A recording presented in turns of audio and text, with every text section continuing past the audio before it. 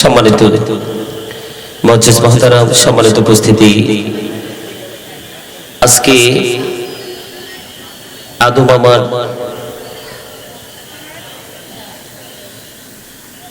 আপনারা সবাই আদু মামাকে ভালো করে চিনেন না? কথা বলেন।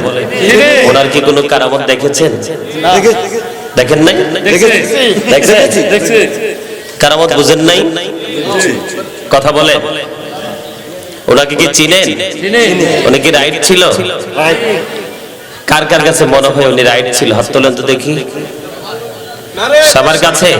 আল্লাহু আকবার। ইয়া রাসূলুল্লাহ, ইয়া রাসূলুল্লাহ, আহলে সুন্নাত ওয়াল জামাত জিন্দাবাদ, জিন্দাবাদ। মাওলানা গাজী সুলাইমান আল কাদরী জিন্দাবাদ।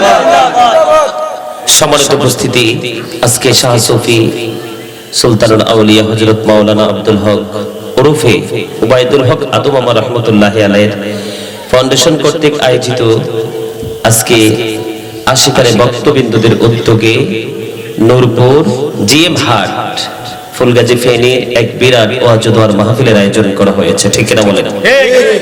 এখানে কিন্তু মূল হচ্ছে কি, একজন ব্যক্তি, একজন পার্সন, একজন সাধক। ঠিক কিনা বলেন? কারণ ওনার যদি কিছু কারামত না থাকতো তাহলে কিন্তু আজকে ওই যে সুফি শব্দটাকে এখানে ইউজ করা যেত। একজন না হয় আবেগপ্রবণ হয়ে কাজ করতে পারে, আরেকজন তো আবেগপ্রবণ হয়ে কাজ করে না। ঠিক কিনা বলেন? সম্মানিত উপস্থিতি, এটা কিন্তু জান্নাতের বাগান। কিসের বাগান? জান্নাতের বাগান। সাজাইছে কিন্তু আদু মামার পাগলরা। কারা? পাগল যারা, ওরা। ফল কিন্তু যে কেউ নিতে পারবে এখান থেকে। এই ফল নেয়ার ক্ষেত্রে কিন্তু কোনো প্রতিবন্ধকতা নেই। কথা কি বুঝতেছেন? আপনারা অনেক মানুষ দেখলাম এখানে বসে আছেন অসুস্থ মানুষের মতো ভাব দিয়ে। কেউ মনে হয় যে পেটে অনেক খিদা নিয়ে বসে আছে, আবার কাউকে মনে হয় অনেক বেশি টায়ার্ড, ক্লান্ত। সম্মানিত উপস্থিতি, এটা জান্নাতের বাগান। এখান থেকে চাইলে আমরা আজকে আল্লাহ রাসূলকে রাজি করে যেতে পারবো। কথা বলেন। এখানে যে আদু মামাকে কেন্দ্র করে আজকে জান্নাতের বাগান সাজানো হয়েছে, আল্লাহ আল্লাহ রাসূলের প্রেমিকদের সাথে প্রেম করার কথা কিন্তু আল্লাহ নিজে বলেছেন। যারাই কাজ করেছেন টাকা দিয়ে, পয়সা দিয়ে, অর্থ দিয়ে, বুদ্ধি দিয়ে, শ্রম দিয়ে, যারা আজকের জান্নাতের বাগান সাজিয়েছেন, সার্বিক সহযোগিতা দিয়েছেন, তারা কিন্তু কোরআন সুন্নাহ অনুযায়ী কাজ করেছেন। কিভাবে? আল্লাহ রাব্বুল আলামিন বলেছেন, ইয়া আইয়ুহাল্লাযীনা আমানুত্তাকুল্লাহা ওয়াবতাগু ইলাইহিল ওসিলা। আল্লাহ রাব্বুল আলামিন বলেছেন, হে ঈমানদারগণ, তোমরা আমাকে ভয় করো। কি করো? আরো জোরে ভয় করো। এদিকে চেয়ার দাও না, দাঁড়ায় থাকা তো খারাপ। ওই যে ক্যামেরা দেখতেছে তো এদিকে, এদিকে চেয়ার দাও না ভাই। চেয়ার নাই? চেয়ার আছে। এদিকে চেয়ারে বসেন আপনারা। বসেন, চেয়ার আছে। দাঁড়ায় থাকবেন না, উপরে অথবা নিচে বসেন।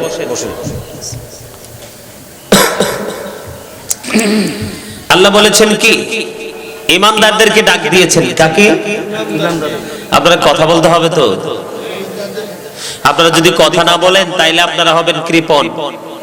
কি কৃপণ বুঝেননি? আঞ্চলিক ভাষায় কি বলে? কিপটানি। আঞ্চলিক বলছি ফিলিয়া। ফিলিয়া ওটা আপনাদের কুমিল্লায়। কথা বলেন। কিপটা, এদিকে কিপটা, হার কিপটা। আমাদের কুমিল্লাতে অনেকে বলে, আমাদের এদিকে ওই যে উনি বলছে যেটা রেজা সাহেব, আসলে আমরা দিকে তুই একটা ফিলুইয়া। কথা বলেন। মানে শক্ত মানুষকে এই শব্দ দ্বারা সম্বোধন করা হয়। ঠিক কিনা বলেন? আল্লাহ কিন্তু কখনোই এই মানুষগুলোকে পছন্দ করেন না। এখন আপনারা যদি মনে করেন না হুজুর আমরা তো কৃপণ নই, তাহলে কি মনে করব? আপনার মধ্যে গেটআপ আছে। কি আছে? শোনেন, মানুষের গেটআপ দেখাবার মতো কোনো কিছুই নাই। কারণ এই পৃথিবীর বুকে মানুষ যত বেশি গেটআপ দেখাবে, বড়ঝুঁকি জীবনে পা রাখতে দেরি অটোমেটিকলি সেটআপ হয়ে যাবে। বুঝেন নাই? মানে যার মধ্যে অনেক বেশি ভাব, তার কাছে আছে কোরআন হাদিসের যথেষ্ট অভাব। জিটাও তো বলতে পারেন না, আরো জোরে বলেন না। জি না, আরে আরো জোরে বলেন। ইলেকশনের সময় নাচেন অমুক ভাইয়ের চরিত্র ফুলের মতো পবিত্র, এবারে ঠিক মতো নামাজ পড়ে না এক ওয়াক্ত। আরে দাদা, আপনার হাসিটা খুব ফাইন হইছে, আপনাদেরকে বলছি হাসার জন্য। মিয়া আপনারা কি ফেনি কোন জায়গাটা? ফুলগাজী। আরে ফুলগাজী তো মূলটা বলেন না, এর ফলে না জিএম হাট, এখানে তো আছে। ফুলগাজীর মানুষ কি হাসতেও পারে না নাকি? হ্যাঁ, তো কথা কি ঠিক বলি নাই? আরে বাবারে বাবা, বউ বাচ্চা ফ্যামিলি পরিবার সব ছেড়ে অমুক ভাইয়ের চরিত্র ফুলের মতো পবিত্র, খবর নিয়ে দেখেন ঠিক মতো নামাজ পড়ে না এক ওয়াক্ত। শুধু কি, শুধু একটা গজা, না হয় একটা জিলাপি, আর নয় পাতলা খিচুড়ি, আর না হয় নির্বাচনে জয়লাভ করার পরে হেলো টেলো দিলে একটু ধরবো, একটু সাপোর্ট দেবো, এই আশায়। ঠিক কিনা বলেন? ভালো কিছু আশা করা যায় না। ওখানে অনেক মিথ্যা বলছেন। কি বলেছেন? অনেক মিথ্যা বলেছেন। মিথ্যা যে সব গুনার মা, এটা জানেন? মা ছাড়া যেমন সন্তান জন্ম হয় না, পৃথিবীকে প্রজন্মের পর প্রজন্ম ধরে রাখা যায় না, ঠিক তেমনি ভাবে মিথ্যার আশ্রয় যার কাছে আছে তার কাছে সকল গুনার আশ্রয় আছে। কথা বলেন? ওখানে নাচলেন, জায়গার যেমন আরএসবিএস সিএস পেপার আছে, ঠিক নেতাদেরও কিন্তু আরএসবিএস সিএস ম্যান আছে। তার মানে বড় মেজো সেজো ছোট ম্যান মানুষ আছে। দেখবেন অনুদান আসলে বড়টা রাখিয়ে দিব কিছু মেজোটার কাছে, মেজোটাই কিছু রাখিয়ে দিব সেজোটার কাছে, ছোটটার কাছে আইলে দেখবো প্যাকেট একবারে ছোট। এখন তৃণমূল পর্যায়ের মানুষ যখন চাইবো, কয় তোর জন্য কোনো বরাদ্দই নাই। কথা বলেন না কেন? এটা দুনিয়ার বিচার। কিন্তু এখানে যদি আপনি কাজ করেন, আওয়াজ দেন, এটা কিন্তু কখনোই বিফলে যাবে না। এখান থেকে ভাগ কেউ নিতে পারবে না। আমরা তো বোকা। সূরা আলে ইমরানের 185 নম্বর আয়াতের শেষ অংশে আল্লাহ বলে দিয়েছেন, ওমাল হায়াতুদ দুনিয়া ইল্লা মাতাউল গুরুর। এই পৃথিবীর জীবন, দুনিয়ার জীবন একটা ধোঁকা ছাড়া কিছুই না। এটা একটা প্রতারণার জায়গা।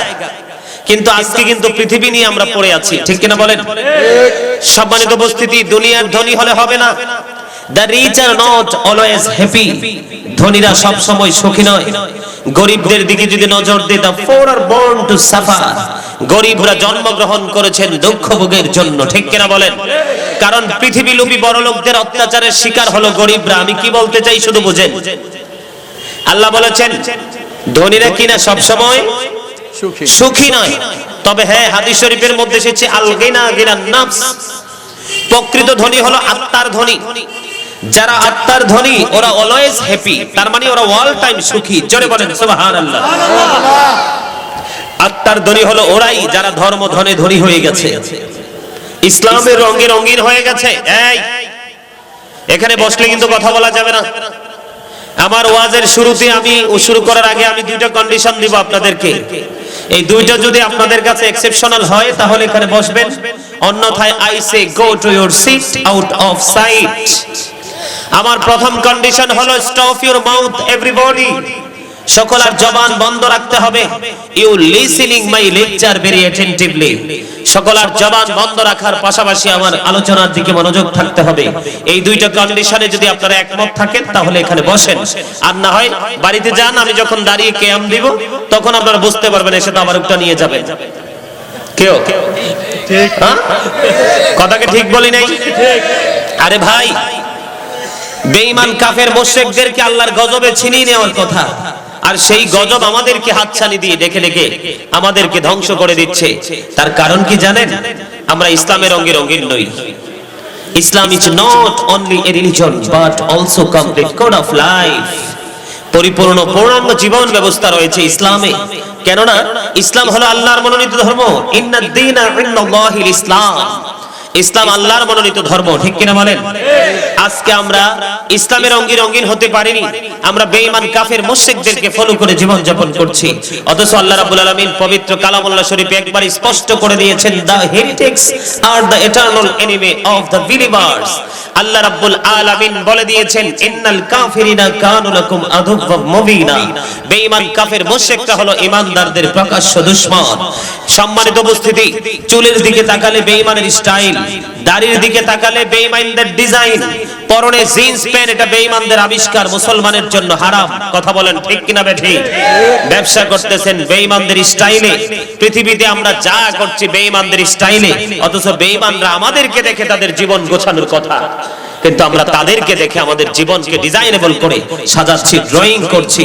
এটা আমাদের জন্য অত্যন্ত দুঃখজনক, ঠিক কিনা বলেন? সম্মানিত উপস্থিতি, বেঈমানদের বক্তব্য তো আপনারা জানেন না, বেঈমানদের বক্তব্য আপনারা জানেন না। বেঈমান কাফেরদের বক্তব্যের মধ্যে অন্যতম হলো, of all the great religious personalities of all prophet Muhammad sallallahu alaihi wasallam was the most successful। জোরে জোরে বলেন সুবহানাল্লাহ। এখানে সফলতার গন্ধ পাওয়া যায় কিনা? ক্রেডিট কিনা এটা আমাদের? আরে বলেন না কেন, আপনারা কথা বলতে পারেন না? আপনারা কি বাংলাদেশের মানুষ না, নাকি আপনারা লেখাপড়া করেন নাই? কথা বলেন না কেন? জোরে কথা বলবেন। এই জবান কি দিছি মিয়া চা দোকানে বসে বসে চা খাওয়ার জন্য? এই বাড়ি ওই বাড়ির ওই ছেলের ওই মেয়ের বদনাম করার জন্য? চৌমুনিতে দাঁড়িয়ে দাঁড়িয়ে অপ্রাসঙ্গিক কথা বলার জন্য? না বাজারে যে অপ্রয়োজনীয় বক্তব্য দিয়ে সময় ম্যানেজ করার জন্য? এই জবান দিয়েছেন, আল্লাহ বলেছেন ফাযকুরুনি আযকুরুকুম। আল্লাহ বলেছেন remember me then I will remember you. তোমরা আমাকে স্মরণ করো, আমি তোমাদেরকে স্মরণ করব। আমরা আল্লাহকে স্মরণ করি না বিধাই কিন্তু আজকে রহমত থেকে পুরোপুরি আমরা মাহরুম, ঠিক কিনা বলেন? আমার কথাগুলো কিন্তু একটু খাড়া খাড়া। কেন খাড়া খাড়া জানেন? এখন আর প্রেমের আলাপ করার সময় নাই, এটা মরে গেছে। কথা বলেন। এখন ভালোবাসাকে ইজ্জত দেওয়ার মানুষের যথেষ্ট অভাব বাংলার জমিনে। ভালোবাসলে মানুষ দুর্বল মনে করে, কিন্তু আসলে ভালোবাসা যে নবীর সুন্নাত। আল্লাহই তো প্রেম। আপনি ইহুদি খ্রিস্টানের ধর্মপ্রেম গ্রন্থ আছে, ইউনিভার্সিটির ছেলেরা যারা, ওরা ভালো করে জানবে, গবেষক যারা, তারা ডক্টর যারা, তারা জানবে বেঈমান কাফের মুশরিকদের একটা ধর্মগ্রন্থ আছে, সেটার নাম হলো দা ও। আল্লাহ কিন্তু তাদের বক্তব্যকে এক্সেপশনাল করেনি, এটা আল্লাহর কাছে নট এক্সেপশনাল হিসাবে আল্লাহ রাব্বুল আলামিনের কাছে এটা গ্রহণযোগ্য হয়েছে। বলে কেন? আল্লাহ বলেছেন নো, বলুন সে, বলুন ইফ ইউ ডু লাভ আল্লাহ, যদি তোমরা আল্লাহকে ভালোবেসে থাকো, ফলো বি মুহাম্মদ সাল্লাল্লাহু আলাইহি ওয়াসাল্লাম, মুহাম্মদ সাল্লাল্লাহু আলাইহি সাল্লামের অনুগত হয়ে যাও, আল্লাহ উইল লাভ ইউ, আল্লাহ তোমাদেরকে ভালোবাসবে, এন্ড ফরগিভ ইউর সিনস, আল্লাহ ক্ষমা করে দিবেন। জোরে জোরে বলেন সুবহানাল্লাহ। আরেকটু মহব্বতে বলুন সুবহানাল্লাহ। আরে আরো জোরে বলেন সুবহানাল্লাহ। হয় নাই আওয়াজ সবাই দেন তো দেখি, কতটুকু জোর আছে দেখি। না না, এখনো মন মতো হয় নাই। আরে ভাই, আল্লাহ যে পবিত্র, এটা কি স্বীকার করতে কষ্ট হয়? আল্লাহর কাছে কোন মুখ নিয়ে দিয়ে দাঁড়াবেন? আল্লাহ রাব্বুল আলামিন কোরআনে বলেছেন খলাকাল ইনসানা ফি আহসানি তাকওয়িম। আল্লাহ রাব্বুল আলামিন মানুষকে সুন্দর করে সৃষ্টি করেছেন, যেটাকে ইংলিশে বলা হয় বিউটিফুল শেপ। আল্লাহ রাব্বুল আলামিন কোরআন শরীফের 30 পারায় সূরা ইনফিতরের মধ্যে বক্তব্য দিয়েছেন, ফি আই সূরাতিন মা শাআ রাকাবাক। আল্লাহ ক্রিয়েটেড দ্য মাইন্ড, আল্লাহর মন মতো করে সৃষ্টি করেছেন। একবার ভাবেন তো আল্লাহর মন মতো মতো চলেছেন কিনা? চলেন নাই। কারণ সব সময় একটা ভাব অন্তরে থাকে, শরীর গরম থাকে, হামসে বড় কোন হে। কথা বলেন না, মিঠা কথা কইছি। আরে আমার চেয়ে বড় তো কেউ নাই, ঠিক কিনা বলেন? এই কথাগুলো একটু মন দিয়ে শুনেন, কিছুক্ষণ পরে আলোচনা সেরে চলে যাব। আমার জীবনে এই প্রথম আসছি আপনাদের এদিকে, আমি সারা জীবন শুধু নামই শুনছি। কি এই কি কানাকানি কথা কি বললে আমারে বলবা সরাসরি, এদিক কানে কানে বললে এগুলো সমস্যা। আমার দিকে তাকান, আমার আলোচনায় আমি পুনরায় ফিরে যাব। আপনারা মনে হয় আমার কথাগুলো বুঝেন না। এই যে আমরা প্র্যাকটিক্যালি বসে আছি একজন আরেকজনের পাশাপাশি, আপনারা অসংখ্য মানুষ আমার সামনে বসে আছেন। এই যে আমার ভাইয়েরা গেটে দাঁড়িয়ে আছে, একজন প্র্যাকটিক্যালি আমরা দেখতে পাচ্ছি, এই মানুষের নাম আল্লাহ কোরআনে রেখেছেন নাস, আবার কখনো বলেছেন ইনসান। ইংলিশে কখনো বলা হয় ম্যান, আবার কখনো বলা হয় পারসন। আমরা বাঙালি, বাংলা ভাষায় বলি মানুষ। এটা হলো বাহিরের মানুষের সংক্ষিপ্ত কথা, সংক্ষিপ্ত পরিচয়। এটার ভিতরে আরেকটা মানুষ আছে, এটার ভিতরে আরেকটা মানুষ আছে। সেই মানুষের নাম আল্লাহ কোরআনে রেখেছে আল্লাহর ভাষায় রূহ। ইংলিশে এটাকে বলা হয় সোল, বাংলাতে এটাকে বলা হয় আত্মা। তার মানে সে the soul is the order of my lord. আত্মাটা হলো আল্লাহর নির্দেশ। ফার্স্ট টেন্স আলমে আরোহা, প্রেজেন্ট টেন্স এই পৃথিবী, ফিউচার টেন্স আলমী বর্জকি জীবন, তার মানে কবর থেকে বাকি জীবন। কথা কি বুঝছেন? এখানে মূল বিষয় হলো আপনি আমি এখন আছি, কিন্তু চলে যাওয়ার পরে শব্দ একটা যুক্ত হবে আগে, মরহুম। এই মরহুম শব্দটা যুক্ত হওয়ার পিছনে কারণটা কি? তার মানে আপনার এই দেহ থেকে আমার এই দেহ থেকে যখন পাখি চলে যাবে তখনই কিন্তু I am dead, you are dead, আপনি আমি আমরা সবাই মৃত, ঠিক কিনা বলেন? তাহলে মানুষের আসল সত্তা হলো কি? তার আত্মা। কথা বলেন, মানুষের আসল সত্তা কি? তার আত্মা। তার মানে এখানে যদি আপনি বসেন তাহলে আপনার আত্মাকে এখানে প্রেজেন্ট রাখতে হবে। আপনি এখানে বসেছেন, দেহ এখানে আছে, আপনার প্রাণ পাখি বাহিরে ঘোরাফেরা করছে, এই বসা দিয়ে আপনার কোনো ফায়দা হবে না। আত্মাকে কি এখানে রাখতে রাজি? কথা বলেন, সবাই রাজি? আরো জোরে, সবাই রাজি? এই মিয়া কি করেছেন বাজার পরকালের জন্য? আমেরিকার গবেষক মাইকেল এইচ হার্ট বলেছেন the 100 ranking of the most influential person in the history. জোরে জোরে বলেন সুবহানাল্লাহ। একটু আগে বলেছি কি, আল্লাহকে পেতে হলে আগে মদিনাওয়ালাকে যেতে, মদিনাওয়ালার কাছে যেতে হবে। মদিনাওয়ালার কাছে গিয়ে মদিনাওয়ালাকে রাজি করতে পারলে আল্লাহ রাজি হয়ে যাবে এবং আপনার জীবনের গুনাহগুলি maaf করে দিবেন। সুবহানাল্লাহ। কুল ইন কুনতুম তুহিব্বুনাল্লাহ ফাত্তাবিউনি ইউহিব্বুকুমুল্লাহু ওয়া ইয়াগফিরু লাকুম যুনুবাকুম ওয়াল্লাহু গফুরুর রহিম। সূরা নিসার 80 নম্বর আয়াতের দিকে একটু নজর দেন। আল্লাহ বলেছেন মাইয়ুতির রাসূলা ফাকাদ আতাল্লাহ। আল্লাহ বলেছেন হি হো অবিস দা অ্যাবস্টিল অবিস আল্লাহ। যেই ব্যক্তি রাসূলের নির্দেশ মানলো সে যেন আল্লাহর নির্দেশ মানলো। তার মানে আল্লাহকে পেতে হলে রাসূলের কাছে যেতেই হবে, কারণ সব ট্রেনিং দিয়েছেন আপনার আমার প্রিয় নবী আমাদেরকে, ঠিক কিনা বলেন? কথা বলেন। সম্মানিত উপস্থিতি, ভুলে গেলে চলবে না, পূর্বপুরুষ চলে গেছে।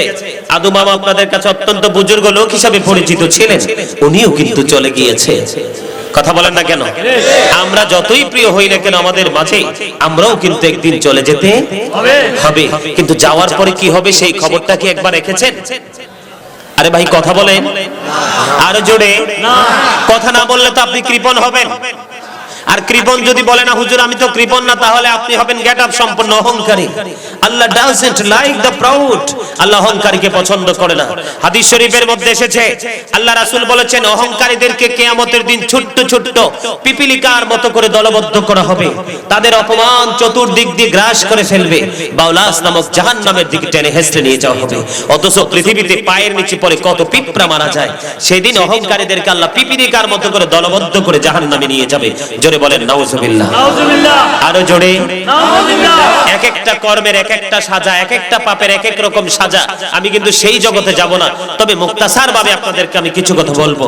সেই কথাগুলো হলো, সম্মানিত উপস্থিতি, কেন বারবার বলছি আপনাদেরকে, আমি কিন্তু আপনাদেরকে সত্য কথাগুলো বলতে হবে। এটা কার নির্দেশ? আল্লাহ বলেছেন আকুলু কাউলান সাদীদা, সে দা রাইট থিং।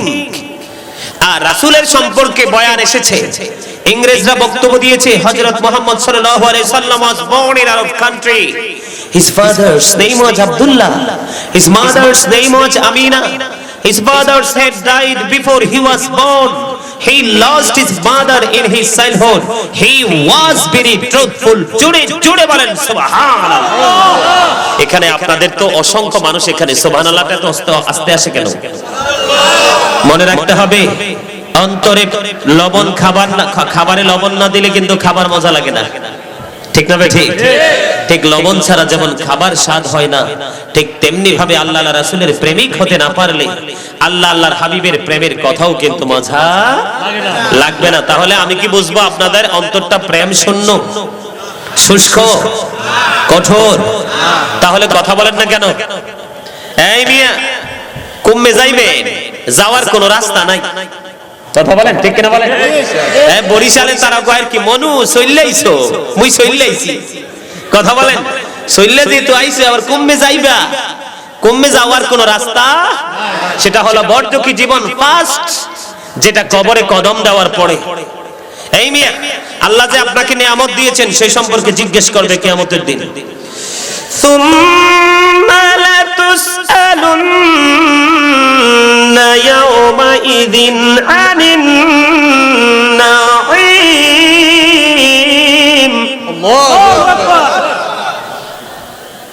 অন্তর আদামরা কি তার কানেকশন হ্যাঁ হ্যাঁ হ্যাঁ আদু আমার ফিউজ হইছে ভিতরে নষ্ট হয়ে গেছে। এই যুক্ত করতে এলে তারপরে আওয়াজ বাইরে হইব নাকি নোয়াখালী ভাষা কথা কইতে হেনির ভাষা কথা কইতে কইতে হ্যাঁ আই কষ্ট করি আইছি, তার কষ্টের দাম দিতে হইব তো আপনারা। রাজি আছেন নি?